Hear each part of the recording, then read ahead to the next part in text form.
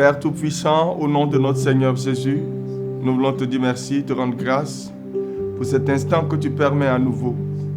Merci d'incliner nos cœurs davantage et nos pensées à ta grande et à ton infinie sagesse. Merci d'impacter nos cœurs et nos vies. Nous déclarons par la foi qu'aucun d'entre nous ne quitte cet instant, cette communion, sans avoir été transformé, renouvelé dans son intelligence par ta parole efficace. Oui, prends le contrôle, précieux Saint-Esprit. Dès à présent, depuis nos cœurs, nos âmes, jusqu'à notre corps, que tout soit pour ta gloire. Merci d'affermir nos cœurs dans la sainteté, dans la vérité et dans l'amour. Que tout honneur et toute gloire te reviennent, toi qui es Dieu, toi qui vis et règnes au siècle des siècles. Au nom puissant de notre Seigneur Jésus, Père, nous avons prié. Amen. Alors nous sommes très heureux d'être en votre compagnie ce soir encore. Je disais dimanche dans mon message qu'il est important pour nous chrétiens d'amorcer véritablement notre croissance. Le but essentiel de nos réunions, de nos assemblées, de ce que nous partageons, c'est d'activer votre croissance. Vous voyez? Donc vous devez vous assurer à votre niveau que vous faites tout ce que vous pouvez pour grandir spirituellement. Ça demande de la méditation, ça demande de la lecture quotidienne, ça demande des prières, ça demande des études. C'est à cela que vous devez vous donner. Donnez-vous entièrement à la parole afin que vous soyez édifiés. Les jours sont mauvais, le Seigneur est à la porte et il est temps que chacun de vous puisse prendre en compte sa croissance spirituelle. Vous investissez dans beaucoup de choses, vous épargnez pour votre avenir, pour l'avenir de vos enfants. Mais combien épargnent et investissent pour la qualité de vie spirituelle disponible? Il y a tellement de choses à apprendre. Et c'est sur ce chemin que je veux que chacun de nous soit focalisé. Désormais, soyez focalisés sur votre croissance spirituelle. Faites tout ce qui est en votre pouvoir pour grandir spirituellement. Faites tout ce qui est en votre pouvoir pour pratiquer la parole de Dieu, pour mettre votre foi en évidence, pour mettre l'amour de Dieu qui est en vous en évidence, afin que la grâce que vous avez reçue ne soit pas en vain. 1 Pierre, le 2e chapitre, nous allons lire à partir du verset 1 jusqu'au verset 8. Alors l'apôtre Pierre écrit « Rejetant donc toute malice et toute ruse, la dissimulation, l'envie et toute médisance, désirez comme des enfants nouveau-nés le lait spirituel et pur, afin que par lui vous croissiez pour le salut. » Donc si notre objectif c'est la croissance, l'apôtre ici nous indique le moyen idéal. Il nous indique l'action idéale. Il dit « Désirez comme des enfants nouveau-nés le lait spirituel et pur, afin que par lui vous croissiez pour le salut. » Ce n'est pas un secret ou ce n'est pas un mystère de grandir spirituellement ou de savoir comment grandir spirituellement. L'apôtre le dit bien. Le lait spirituel, ce n'est rien d'autre que la parole de Dieu. La parole de Dieu est la nourriture de l'esprit. L'homme ne vivra pas seulement de pain, mais de toute parole qui sort de la bouche de Dieu. Il a fait allusion au lait parce qu'il dit que nous sommes encore à une étape où nous sommes des nourrissons, nous sommes des enfants parce que nous venons d'accepter l'évangile. Nous venons de croire en Jésus-Christ. Peut-être qu'il y a quelqu'un qui nous suit, qui vient à peine de donner sa vie au Seigneur Jésus-Christ ou qui a commencé vraiment à s'intéresser au Seigneur Jésus-Christ. Vous êtes comme un nourrisson. Et le nourrisson, vous savez, il doit désirer le lait afin qu'il puisse grandir. Il dit, si vous avez goûté que le Seigneur est bon, il y a une décision qui doit émaner de vous. Et Pierre dit que cette décision commence après avoir goûté. Pour ceux qui ont eu des maternités, vous savez que par moment on est obligé de les régler parce que le nourrisson, s'il n'est pas réglé, il va pleurer tout le temps. Chaque fois qu'il a un petit creux, il va pleurer. Et il crie et c'est son moyen à lui de nous alerter pour dire qu'il a faim. Nous devons crier donc pour que le lait là nous soit donné. C'est pour ça qu'il dit si vous avez goûté. Donc il est évident que ceux qui n'ont pas goûté ne pourront pas désirer. Ceux qui n'ont pas goûté que le lait est bon, si vous mettez quelque chose dans la bouche d'un enfant et que l'enfant n'aime pas tout de suite, il ne va pas pleurer pour ça, il ne va pas réclamer ça. Mais si vous donnez du chocolat à un enfant et qu'il trouve que le goût est bon, l'enfant va vous le réclamer tout le temps. Est-ce que vous avez fait l'expérience en tant que chrétien que le Seigneur est bon? C'est à ce niveau-là que ça commence. Est-ce que vous avez découvert en tant que chrétien que Jésus est bon? Oh, alléluia. Si vous n'avez pas encore découvert que Jésus est bon, il est évident que vous n'allez pas vous accrocher à la parole de Dieu. Il y a des chrétiens qui n'arrivent pas véritablement à s'accrocher à la parole de Dieu, qui ne trouvent même pas de plaisir dans la parole de Dieu. Ils sont ennuyés quand ils sont au culte.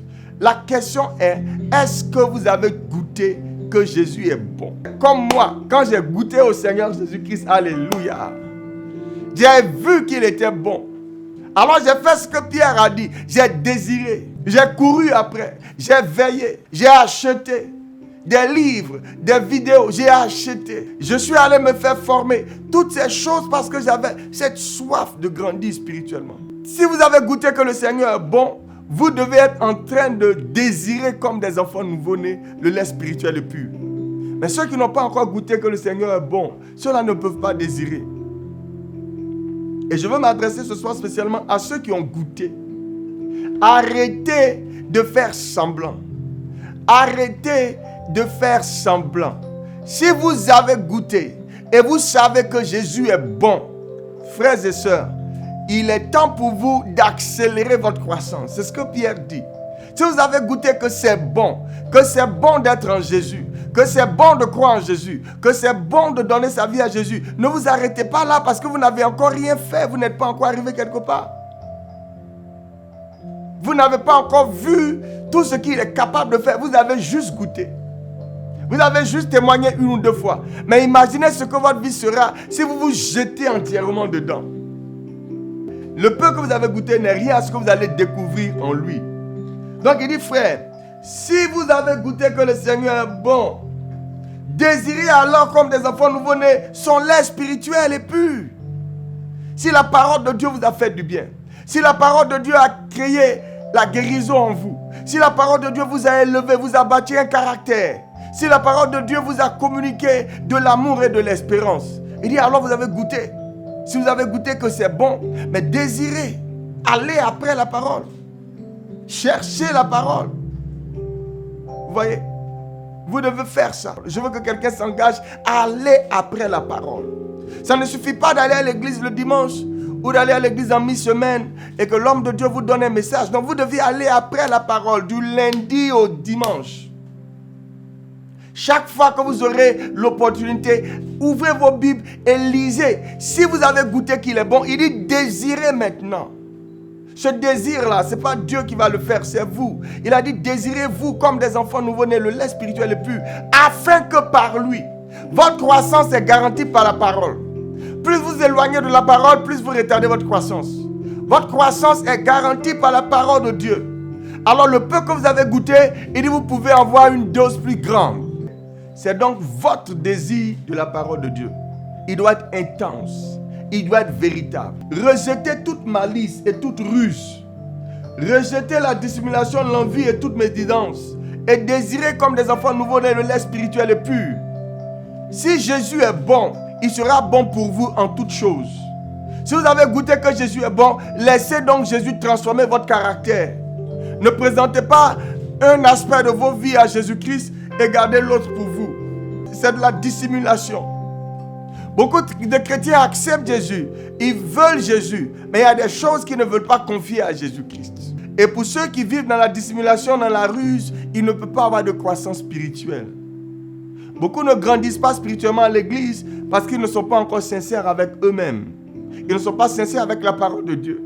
Il y a des choses sur lesquelles ils ne veulent pas invoquer la parole de Dieu. Si vous avez goûté que le Seigneur est bon, désirez comme des enfants, avec ferveur. Allez après la parole.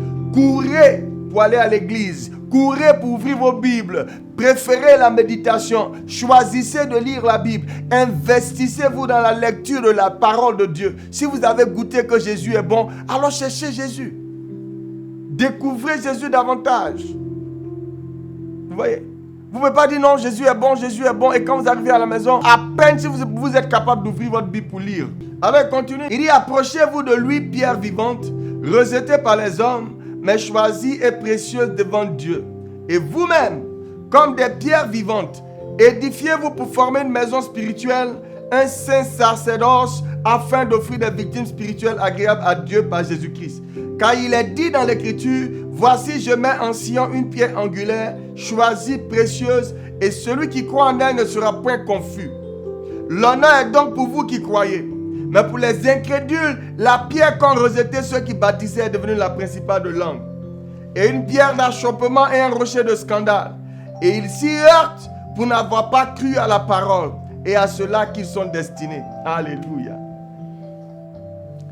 Il y a tellement de choses à dire sur cette partie de l'Écriture et je vais aller étape par étape pour qu'on puisse décortiquer ce que l'apôtre Pierre est en train de nous dire. J'ai dit que de ce texte, il faut retenir en première position que que si vous avez goûté que le Seigneur est bon, n'hésitez plus.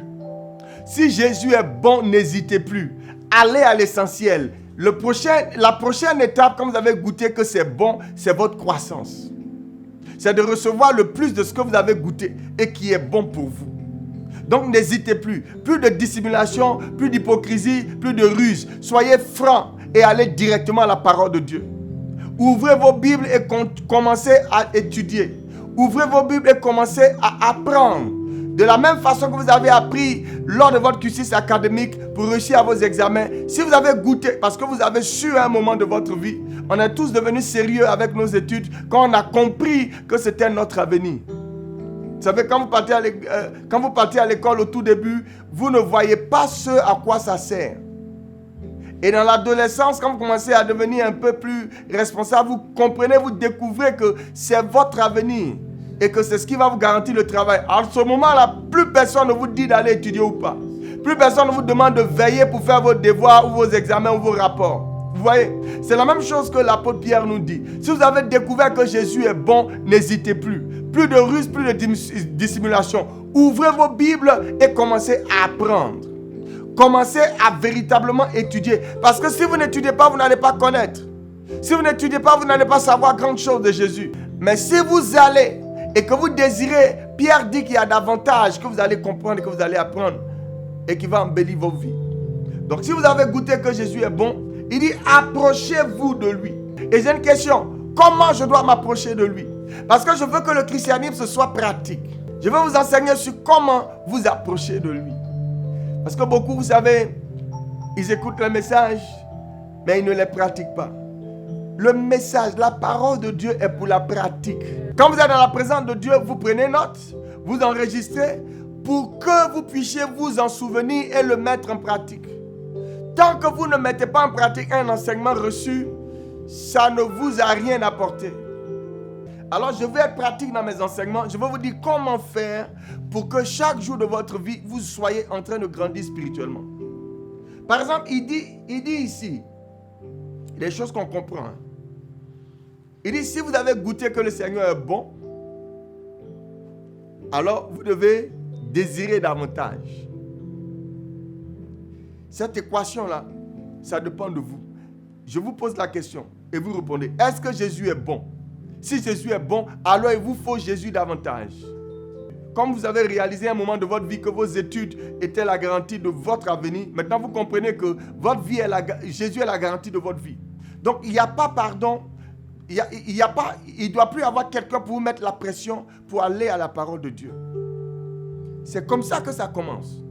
Si vous réalisez que je n'ai pas besoin que quelqu'un me dise de lire la Bible ou de prier, vous avez déjà amorcé une étape importante de votre croissance. Ça commence par vous désirant.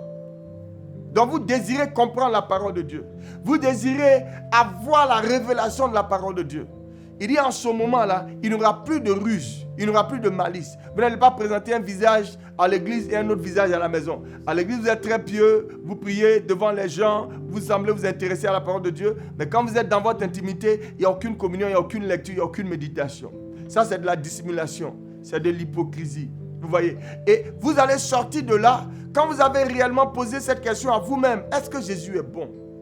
Oui, il est bon. J'ai goûté Jésus, il est bon. Alors Pierre dit, je peux le désirer davantage pour que je puisse grandir dans cette connaissance et dans ma relation avec lui. Et c'est cela qui doit être la priorité du chrétien. Comment s'approcher? Hébreux chapitre 10, versets 22 à 27.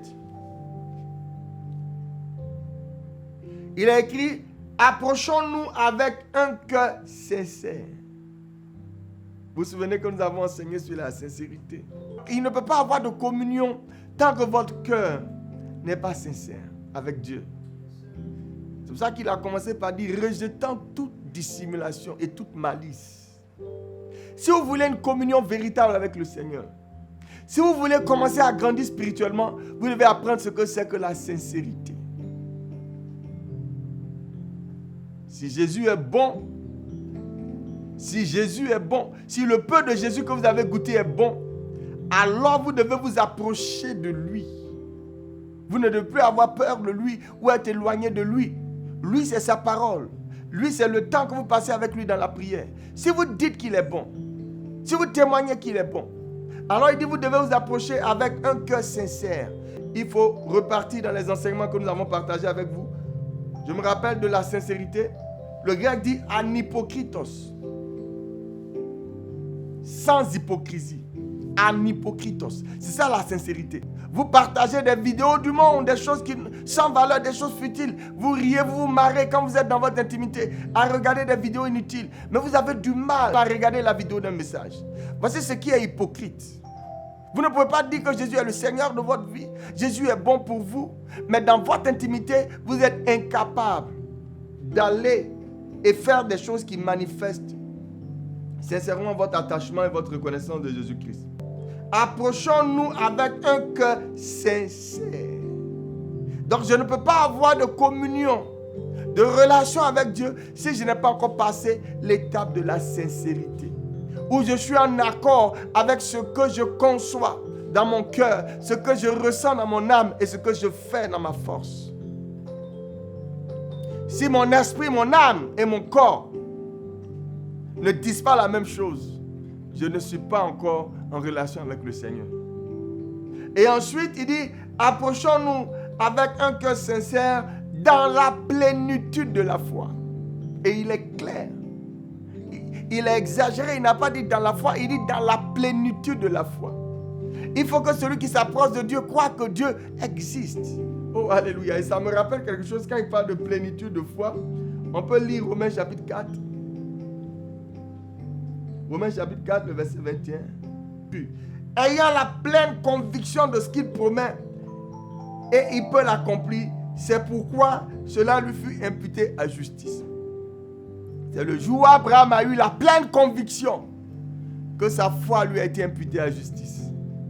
Donc pour que vous vous approchiez du Seigneur, vous approchez avec un cœur sincère. C'est aussi simple. Parce que beaucoup ne sont pas sincères. Beaucoup prient, mais avec des inquiétudes.